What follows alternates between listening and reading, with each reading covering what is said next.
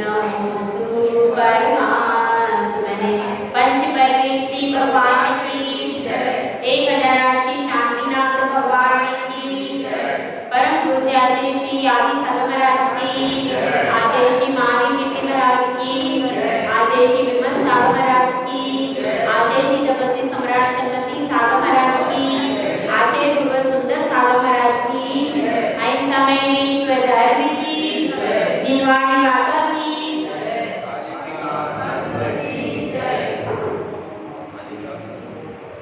जैसे ही आकाश खाली होता है, रात्रि जैसे ही प्रारंभ होती है, आकाश खाली हो जाता है। सब पक्षी अपने अपने घोंसलों में चले जाते हैं, अपने अपने नियोजित स्थान में अथवा अनियोजित स्थान में कहीं पर भी पक्षी विश्राम को चले जाते हैं। और जैसे ही प्रभात की लालिमा होती है, सब पक्षी क्या करते हैं, आकर के आसमान में एकत्रित हो जाते हैं और पंक्तिबद्ध तरीके से आकाश में उड़ते हैं। आपने देखा है पक्षियों को आकाश में उड़ते, बहुत सिस्टमैटिक ढंग से उड़ते, मतलब उनका पूरा आप क्यों बना लो त्रिभुजाकार शेप में। आपने देखा त्रिभुजाकार शेप में बड़े सिस्टमैटिक सिस्टम से अनुशासन से वे रहते। अनुशासन केवल कहाँ नहीं रहता है, मनुष्यों में अनुशासन सबसे कम है। त्रियंचों में भी अनुशासन है, उनको पता है हमें क्या खाना है, कितना खाना है, कैसे खाना है, कहाँ जाना है, उनको ये भी पता है औषधि क्या है। अगर हमने ज्यादा त्रियंच अपना इलाज खुद कर लेगा, उसके पास क्या, उसको पता होता है घास में, पत्तों में, उसको पता होता है इसमें क्या औषधि, वो अपना सूंघ सूंघ करके अपनी औषधि अपने आप कर लेता है। तो वह अपने प्रपोषण में रहता है। जानवरों को आप देखोगे उनका शरीर भी ज्यादातर प्रपोषण में रहेगा, कहीं वो बहुत मोटे हो गए, कहीं ऐसे जानवर बहुत कम मिलते। ज्यादातर जानवर स्वयं अपना इलाज करते हैं और स्वयं अलर्ट रहते हैं, स्वस्थ रहते हैं। तो इसी प्रकार से जैसे ही सूर्योदय हुआ, बहुत सारे पंछी आकाश में सिस्टमैटिक ढंग से आकर के अपने उड़ने लगे। उसी प्रकार से सुबह हुई और सब लोगों को क्या लगा कि अब हमें गुरुदेव के पास में जाना चाहिए। गुरुदेव के पास में आ गए, गुरुदेव के कक्ष में आ गए और कक्ष में भी सिस्टम से बैठते हैं, जहाँ पर एक जगह महिलाएं बैठी हैं, बीच में क्या है, गैप है और आगे बच्चे बैठते हैं। इस तरह से पूरे व्यवस्थित क्रम से। और कैसे बैठते, एक तरफ होती है दर्शक दीर्घा, जहाँ पर क्या रहते हैं, श्रोता रहते हैं। श्रोता दीर्घा होती है जहाँ पर महिलाएं आगे बैठती हैं, महिलाओं की दीर्घा अलग रहती है, पुरुषों की दीर्घा अलग रहती है। और एक तरफ कौन बैठे हैं, मुनिराज बैठे, एक तरफ आरिका बैठी। इस तरह से पूरा चतुर्विद संघ बैठ करके, और सेंटर में कौन बैठा है, सेंटर में आचार्य से बैठे। सब लोग सुन रहे हैं, इस उपदेश को सुनने के लिए तैयार हो गए। और जब तैयार हो गए तो सबके मन में यह लग रहा है कि भाई आज कृष्ण कुमार को देरी क्यों हो गई, आज कृष्ण कुमार को देरी क्यों हो गई। सब लोग इस बात को सोच रहे हैं। तो अब संदेश वाहक ने संदेशा क्या दिया था भैया, हाँ किसी को याद है, कल संदेश वाहक ने क्या संदेशा दिया था, क्या दिया था कि वो लोग आपके पास आने वाले हैं। कौन, उनके परिवार के, कृष्ण कुमार के परिवार के लोग। तो अब इतने में वह दरवाजे पर आता है, संदेश वाहक कहता है किसी कारण से सब लोग आने वाले थे लेकिन किसी कारण से कैंसिल हो गया है। तो कौन आ रहा है, अभी आपकी पत्नी श्री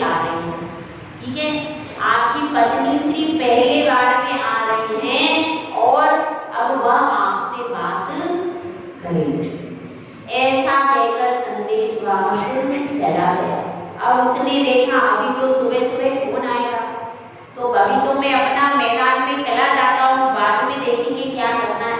तो वह अपने पूरे तरीके से तैयार हुआ और आकर के अपने आसन पर बैठ गया। गुरुदेव ने स्वाध्याय करते हुए अपनी आंखें उठाई, अपनी नजरें उठाई और अपनी नजरों से किसको देखा? सबसे पहले कृष्ण कुमार को देखा। बहुत भाग्यशाली होते हैं वे जिनके ऊपर गुरु की नजर पड़ जाती है। अगर सूरज की नजर कमल पर पड़ती है तो कमल का विकास हो जाता है। इसी प्रकार से अगर गुरु की नजर भी आपके ऊपर पड़ गई तो वह गुरु की नजर में भी बहुत असर होता है कि उस असर से भी आप गिर जाते हैं। तो कृष्ण कुमार के ऊपर नजर पड़ी, उसने भी हाथ जोड़ करके तुरंत क्या किया? नमोस्तु गुरु के चरणों में निवेदित करता है और गुरुदेव से कहता है, गुरुदेव आपने मेरे दिमाग की बुद्धियों को बहुत सारा सुझा दिया है। अब मेरे मन में एक ही चीज है, एक ही रुचि है, एक ही राग है, एक ही लय है। क्या है? कि मैं आत्मा को कैसे पा जाऊं, आत्मा के शुद्ध स्वरूप को कैसे पा जाऊं, मैं परमात्मा कैसे बन जाऊं। तो गुरुदेव कहते हैं, भाई अगर लगन लगी है तो फिर क्या होगा? लगन अगर लग गई परमात्मा की तरफ तो तुम एक ना एक दिन परमात्मा जरूर बन जाओगे। अब तक अगन लगी थी, लगन ना लगी। क्या लगी? अगन लगी। अगन मतलब आग। अब तक तुम विषयों की आग में, कषाय की आग में जल रहे थे और उसकी जलने का कोई उपाय नहीं पता था, भाई कैसे मैं बुझाऊं, क्योंकि उस आग को तुम आग मान ही नहीं रहे। जब आग को आग मानोगे तब तो बुझाने का उपाय करोगे, जब आग को आग ही नहीं मानोगे तो बुझेगी कैसे? तो अभी तक तो तुम उस आग को ही क्या मान रहे थे? उस आग को सुख मान रहे थे। इसलिए कहते हैं, राग आग गहे सदा ताते समामृत से। यह राग रूपी आग हमेशा से हमें कैसे कर रही है? दबा रही है, हमें तलबुख दे रही है। तो इसलिए समामृत का सेवन करो। तो इस तरह से अब उस विषय में कृष्ण कुमार आगे कहता है कि हे गुरुदेव, मुझे बहुत लगन लग गई है, अब मेरा मन सब तरफ नहीं जाता है।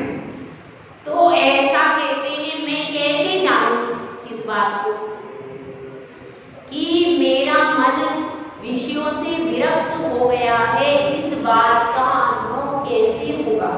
इस बात का अनुभव मुझे कैसे होगा कि मैं तत्व का अभ्यास, जैसे जैसे तत्व का अभ्यास मेरा कड़क हो रहा है तो मेरी अनुभूतियां अलग होती हैं। पहले जो अनुभूतियां होती थी अब उन अनुभूतियों से अलग अनुभूति हो रही है। तो गुरुदेव, तत्व का जब अभ्यास अच्छा होने लगता है, जैसे जैसे तत्व की रुचि जागृत होती है तो क्या क्या हो जाता है? तत्व का अभ्यास हो जाता है, सब में श्रद्धान हो जाता है, सब में ज्ञान हो जाता है। तो इसके होने पर मेरे हृदय में यह सारी चीजें घटित हो रही हैं, यह मैं कैसे जानूं, कैसे समझूं कि मुझे सम्यक दर्शन हो गया? बात समझ में आई? मैं कैसे जानूं कि मुझे सम्यक दर्शन हो गया है, मुझ में तत्वों की रुचि जागृत हो गई? तो गुरुदेव एक सुंदर श्लोक के माध्यम से समाधान करते हैं। यथा यथा समायाति संवित्तो तत्वमुत्तमं तथा तथा न रोचन्ते विषया सुलभामपि। जैसे जैसे तत्व का अभ्यास होता जाता है वैसे वैसे क्या होता है? सुलभ विषय भी रुचते। यह कह रहे हैं यथा यथा समायाति। यथा यथा मतलब जैसे जैसे, समायाति मतलब आती है, रुचि आती है, क्या? संवित्तो तत्वमुत्तमम्, अनुभव होने लगता है कि तत्व कैसे हैं, उत्तम है। उत्तम तत्वों की जब समृद्धि होने लगती है, ज्ञान होने लगता है, श्रद्धान होने लगता है, तथा तथा न रोचन्ते, वैसे वैसे ही न रोचन्ते, नहीं रुचते क्या, विषया सुलभा, सुलभ विषय भी रुचते नहीं है, अच्छे नहीं लगते। तो देखिए अपन थोड़ा सा लौकिक अर्थों में पहले इस चीज को समझने की कोशिश करते हैं, एक कथा के माध्यम से जानने का प्रयास करते हैं लौकिक अर्थों में कि अच्छी चीज मिलते ही, सुख सुविधाएं मिलते ही, ज्यादा सुख सुविधाएं मिलते ही व्यक्ति का मन कैसे पलट जाता है। ठीक है, अब देखिए एक घटना है, नई नई शादी हुई, नई नई बहू आई, तो अब माता पिता ने डिसाइड किया कि अपन थोड़े से बूढ़े भी हो गए हैं, बहू आ गई है तो यह सेवा करेंगे। पुरानी बात है, अभी वाली नहीं है, अभी वाली का सिस्टम अलग है, पुरानी बात है। अब बहू आई, लेकिन अब बेटा कहाँ रहता था, बेटा सर्विस दूसरे गांव में करता था, तो सबने मिलके यही डिसाइड किया कि बहू घर पर रहेगी और बेटा कहाँ जाएगा, बाहर सर्विस करता है तो बेटा बाहर जाएगा, ऐसा सब डिसाइड हो गया। अब बहू ने जब ये सुना कि भैया मेरे को यहाँ पे रहना है, कहाँ पे रहना है, सास ससुर के पास रहना है, तो उसने कुछ विचार किया, कुछ योजना बनाई। अब क्या करती थी वो, सुबह से जैसे ही सुबह उठी, अब उसने यह ऑब्जर्व करने की कोशिश की कि मेरे पति को क्या चाहिए, कौन कौन सी उनकी आवश्यकताएं हैं, और फिर उन सारी आवश्यकताओं को समय से पहले जुटाने लगी। जैसे ही वो सुबह से उठते, यह अपने जैसे जो सब लोग बैठ टी पीते, तो लौकिक बात चल रही है, तो जैसे ही वो सुबह उठते वैसे ही उसके लिए पानी वगैरह जो भी चीज चाहिए, उनकी पलक खुलने से पहले सामने सारी चीजें तैयार, उनको बोलने की जरूरत नहीं पड़ती, और एक मुस्कान के साथ जरा सी न खीज न गुस्सा न कुछ, एकदम मधुर मुस्कान के साथ में हर चीज समय से पहले ओके।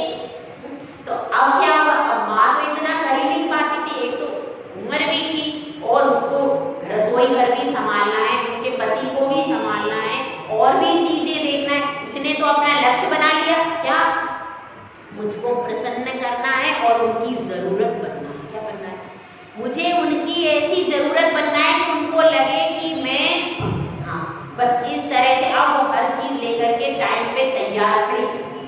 अब 1 महीना हो गया, अब क्या हुआ, वो तो आदी बन गए, क्योंकि सुख सुविधाएं जब मिलती है एक्स्ट्रा तो क्या होता है, व्यक्ति सोचता है कि भैया ये तो बहुत अच्छी बात है। अब 1 महीने के बाद अब उसका जाने का समय आया। अब क्या हुआ, उसने बैग पैक किया, अब मम्मी आ गई सामने, उसकी माँ आ गई, उसने कहा चलो अब बहू को तो छोड़ जाओ। तो उसने कहा कि नहीं नहीं बहू तो साथ में जाओ।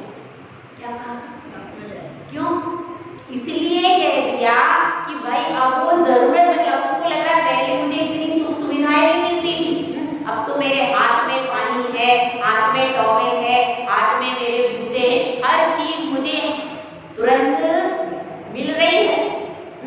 अब वो तो पीछे से तो सारा कंटेंट माँ बना के दे रही, पर परोसने में सामने प्रेजेंटेशन की उसमें वो फंस गया। तो अब वो क्या कहता है कि नहीं नहीं बहू भी साथ में जाएगी, और बहू का भी सामान पैक हो गया। क्यों, यह बात समझना कि जब व्यक्ति को कम सुख सुविधाएं मिलती है, तो उसको ज्यादा सुख सुविधाएं मिलती है, तो किसकी तरफ वो आकर्षित हो जाता है, ज्यादा सुख सुविधाएं मिलती है। और अब ये जरूरी नहीं है कि वहां पर जाने के बाद ये सब चालू रहेगा जरूरी नहीं, मगर अभी तो उसको ऐसा लग रहा है, वो तो क्या समझता है उसको नहीं पता है, लेकिन उसको लग रहा है कि अब यहाँ पर है तो वहां पर भी रहेगा, ऐसा सोच करके उसने डिसीजन लिया होगा जो भी। तो अब क्या हो गया, कम सुख सुविधाएं मिलती हैं तो ज्यादा सुख सुविधाओं की ओर मन खिंचा चला जाता है। इसी प्रकार से यहाँ पर बताया है। अब इसको अपन किस वे में देखते हैं, अब अपन वैराग्य के अर्थ में देखते हैं।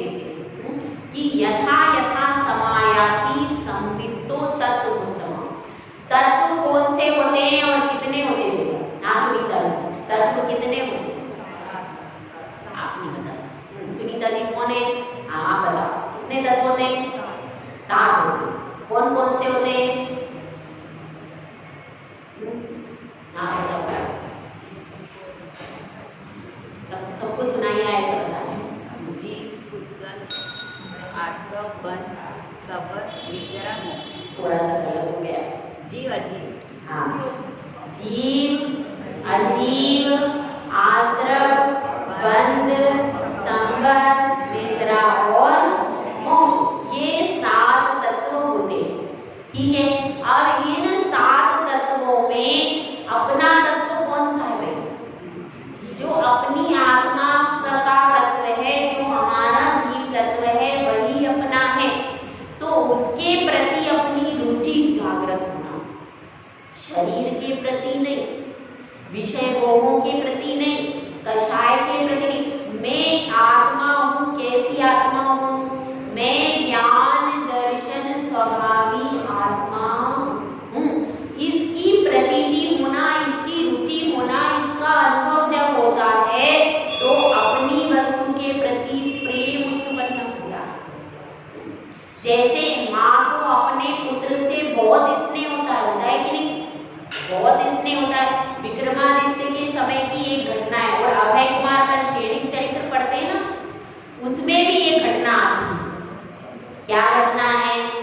एक पुत्र को लेकर 2 माँ के बीच में विवाद हो गया, बड़ा हुआ, सुना है? एक पुत्र को लेकर 2 माँ के बीच में विवाद हो गया। एक ने कहा मेरा है, दूसरे ने कहा मेरा है। बात न्यायालय में पहुंची। अभय कुमार भी बैठा था उस समय। अभय कुमार अतिशय बुद्धिमान था। तो अब वो दोनों माँ बच्चे को लेकर के आ गई। बच्चा छोटा था, अब छोटे से वो दोनों के पास खेलता था। बच्चे को भी नहीं पता कि कौन सी मेरी रियल माँ, क्योंकि वो दोनों तरफ खेलता था, उसको पता नहीं था। अब क्या हो गया? अब कैसे डिसीजन हो? तो अभय कुमार ने कहा ऐसा तुम भी कह रही हो तुम इसकी माँ हो, ये भी कह रही है तुम इसकी माँ हो, तो अपन ऐसा करते हैं दोनों को आधा आधा बांट देते, ठीक है? तो अब ऐसा करते हैं, तलवार लेके आओ, आधा इसको दे देंगे और आधा इसको दे देंगे। अब जैसे इसने सुना, जो दूसरी वाली माँ थी उसने तो कुछ बोला नहीं, लेकिन जो रियल माँ थी उसने कहा कि नहीं नहीं, मुझे तो मेरा बालक नहीं चाहिए, आप तो इसको दूसरी वाली को ही दे दो, क्योंकि अपने बच्चे का हाथ कौन करेगा बर्दाश्त? तो उसने तुरंत क्या कह दिया, आप तो दूसरे वाले को ही दे दो, भले मेरा पुत्र जीता तो रहेगा कम से कम। तो उनको समझ में आ गया कौन है इसका असली वारिस, यही माँ इसकी असली वारिस है, क्योंकि एक माँ अपने बच्चे का हाथ कभी बर्दाश्त नहीं कर सकती। तो इसी तरह से जब रुचि जागृत होती है, अपनी आत्मा की ओर जागृत होती है, तो क्या हो जाता है? तो व्यक्ति का मन फिर विषय भोगों में नहीं लगता।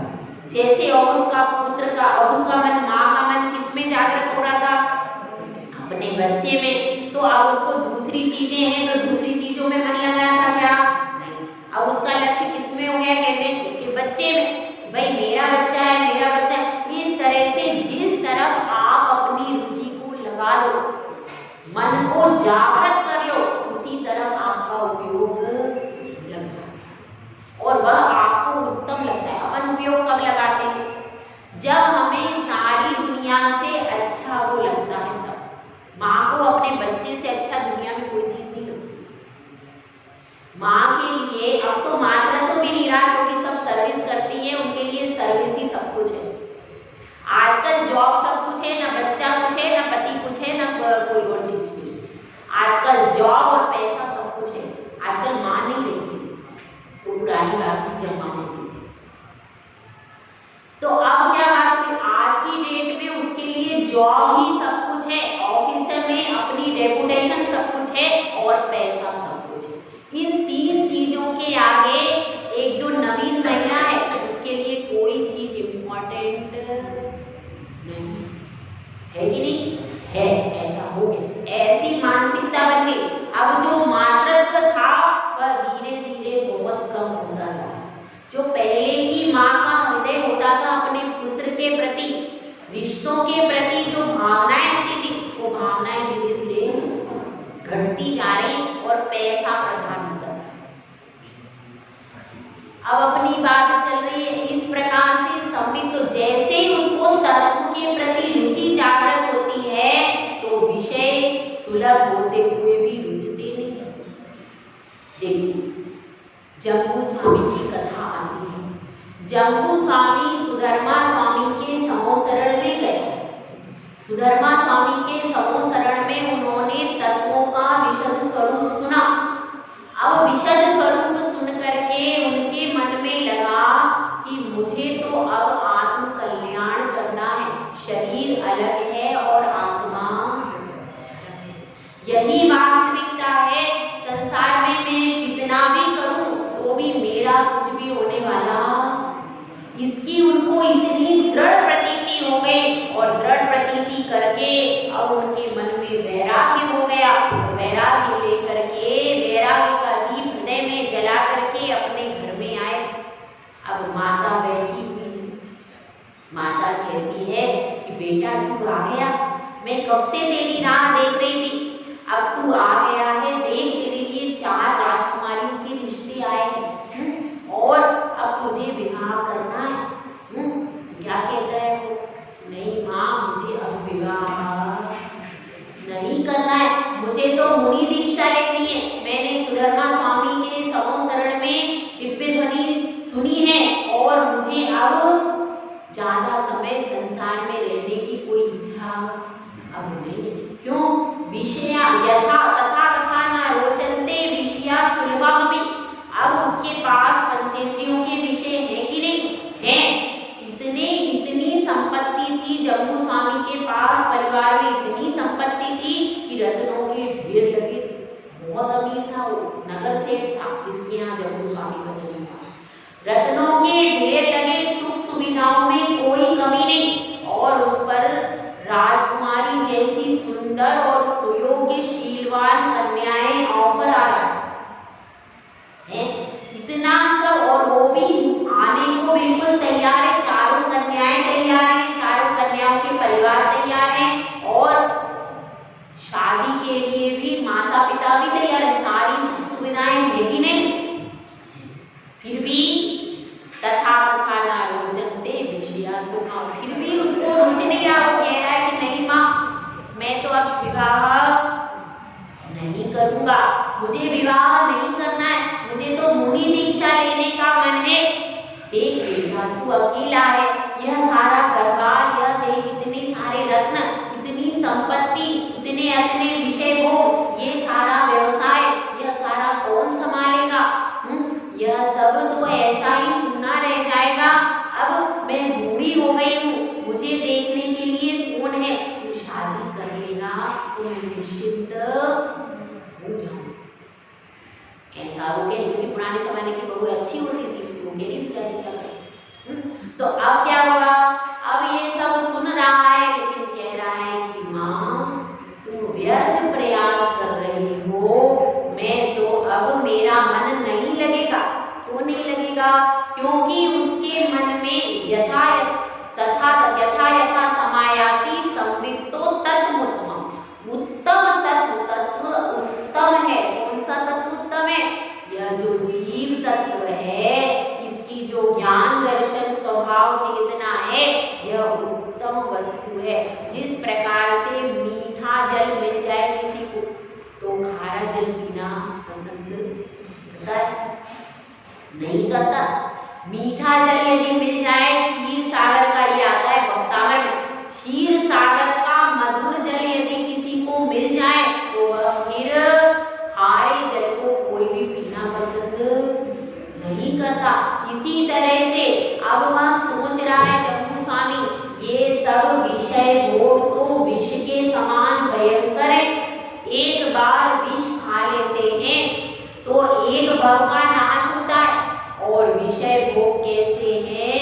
यह तो ऐसे हैं कि बार बार भोगने के बाद भी और भोगने की इच्छा होती है और इसी में मर के अपनी दुर्गति हो जाती है और अगले भव में फिर से संस्कार बनते, फिर से वही भोगते। यही अनादि काल से चला आ रहा है कि नहीं? लक्ष्मी जी ये कर रहे हैं, दूसरा कुछ करा आपने? यही कर रहे हैं हम लोग। यही सब करते करते कितना बीता भाई, कहाँ से बीता, कितना बीत गया है, पूरा चला गया। अनादिकाल से यही तो कर रहे हैं, विषय भोगों में लगे। तो अब यह करते करते बहुत जिंदगी बीत गई। तो अब मुझे, लेकिन मैंने आज तक अपनी आत्मा की कथा सुनी नहीं है। समय सार में आता है, सुध परिचिदानुभूता सर्वस्व भी काम बंद कहा। तो यह सब परिचित है, अनुभूत है और सुनने में बार बार आई। कौन सी कथा, काम भोग और बंध की कथा, ये कोई नई चीज नहीं। तो ये तो अनादिकाल से हम सुने। नई चीज क्या है भैया, आत्मा की कथा, तत्वों की चर्चा, ये नई चीज है। फिर भी तुम लोग कैसे हो, नई चीज को, अच्छी चीज को पसंद नहीं करते, उसमें मन नहीं लगता। विषय कषाय की कोई व्यक्ति यहाँ पर गुस्सा करके मंदिर में बैठे थे, किसी ने गुस्सा करके हमको कुछ बोल दिया। अब यहाँ पर प्रवचन भी सुना था, पूजा भी की थी, वो तो कुछ भी याद नहीं रहा। और घर जाके क्या याद रहा, उस व्यक्ति ने ऐसा, यही होगा ना, वो याद है। क्यों, मंदिर में तुमने पूजा भी की थी, स्वाध्याय भी किया था, प्रवचन भी सुने थे, सब कुछ अच्छा भी तो किया ना। लेकिन अच्छाई, ये अच्छाई, 100 अच्छाई किसी में हो तो भी एक बुराई याद रहती है। एक बुराई, हमारा चिंतन किस पे रहता है, तो अच्छाई में चिंतन नहीं चलेगा। एक बुराई, एक कमी हो गई, एक चीज हो गई तो चिंतन उसी में बार बार चलता है। अब क्या हुआ, अब वह जम्मू स्वामी जो थे, जम्मू स्वामी माता से बार बार मना कर रहे हैं, माता मुझे मत रखो, मैं नहीं रहूंगा घर में, मुझे जाना है, मुझे जाना है। तो वह क्या कहती है, माता नहीं बेटा, मेरी एक इच्छा तू पूरी कर दे, फिर मैं तुझे कुछ भी नहीं कहूंगी। तो उसने कहा क्या है, तो कहना सिर्फ एक बार तू विवाह कर ले, बस मेरी ऐसी इच्छा है, मैं बड़ी धूमधाम से मेरे बेटे का विवाह देखना चाहती हूँ, बस एक बार तू विवाह कर ले। तो उसने कहा मैं विवाह कर लूंगा, लेकिन जैसे ही सुबह की को फटेगी मैं चला जाऊंगा, मुझे तुम रोक नहीं सकती हो। फिर तुम ये मत कहना कि ये बहुएं क्या करेंगी, ये क्या होगा, वो क्या होगा। तो उसने कहा कोई बात नहीं, तू विवाह तो कर। विवाह करने के बाद इतनी सुंदर सुंदर राजकुमारियां मैं ला रही हूँ, कहाँ से ये चला जाएगा, इतनी सुंदर सुंदर राजकुमारी ला रही हूँ मैं, तो कैसे नहीं जा सकता है। उसने सोच लिया और अब उसका विवाह अच्छे से धूमधाम से संपन्न हो गया। संपन्न हो गया धूमधाम से। धूमधाम से संपन्न होने के बाद सब चारों रानियां उसके कक्ष में आ गई।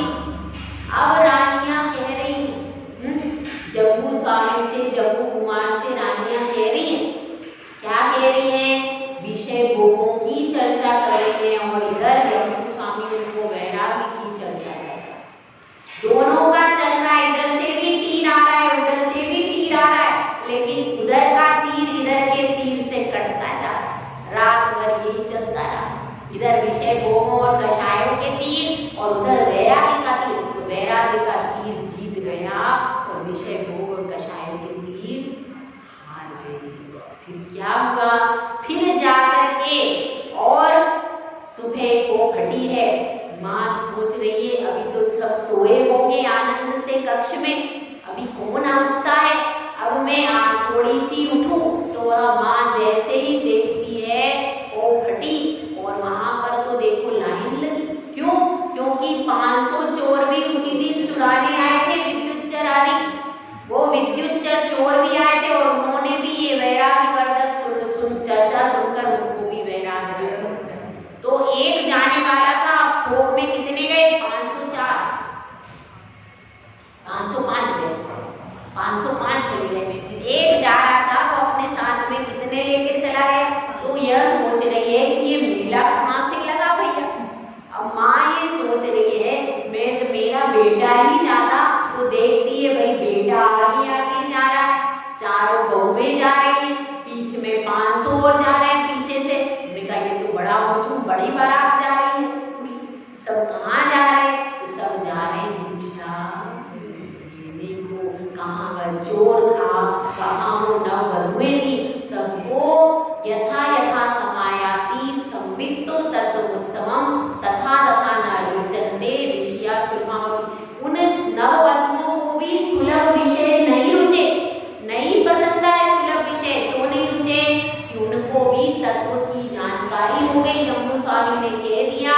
हर जीव अकेला आता है, अकेला जाता है और अपना ज्ञान दर्शन स्वभावी आत्मा है, इसके अलावा अपना कुछ भी नहीं। उन सब